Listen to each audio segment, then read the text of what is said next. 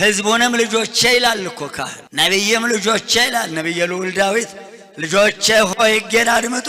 አንድም በእግዚአብሔር መናገር ነው። እግዚአብሔር ልጆቼ ይለናል፣ ግን ልጆቹ ነን ሆነን ተገኝተናል። ሕጉን እንሰማለን።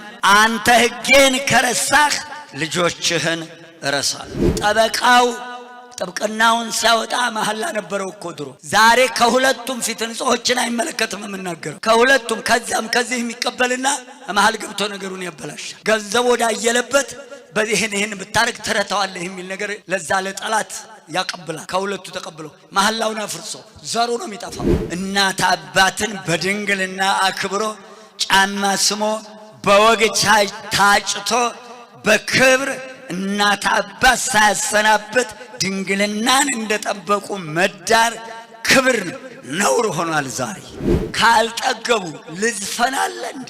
ላመንዝራለ እንዴ? ከጥጋባችን የተነሳ እምንብሰራው ጠፍቶብን ጥጋብ በአናቱ የፈላበት አይደለም እንዴ? ከሴቱ አልፎ ግብረ ሰዶምን የሚፈጽመው። እችን ከተማ ስንዞራት ለሁሉ የተመቸች ከተማ በየበረንዳው ዞር ስንል ይታይልኝ እንደሆነ አላቅም፣ ሰውየውና ብርጭቆ እኩል ቁጭ ብለዋል።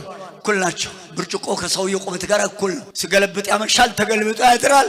በለው ስም ስናወጣ በለው ብለን የለም እንዴ? በለው ነው እኮ እንግዲህ ሄዳ ምን አለ ብለው። አደፍርስ አልከው ደፍርሶ የለም እንዴ? አሸብር አልከው ዓለም ሙሉ ተሸብሮ የለም እንዴ? ናደው አልከው ዓለም ተልዶ የለም እንዴ?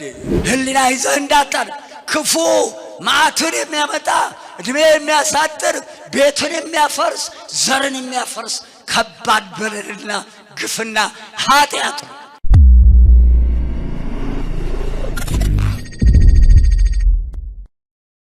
ሕዝቤ ዕውቀት ከማጣት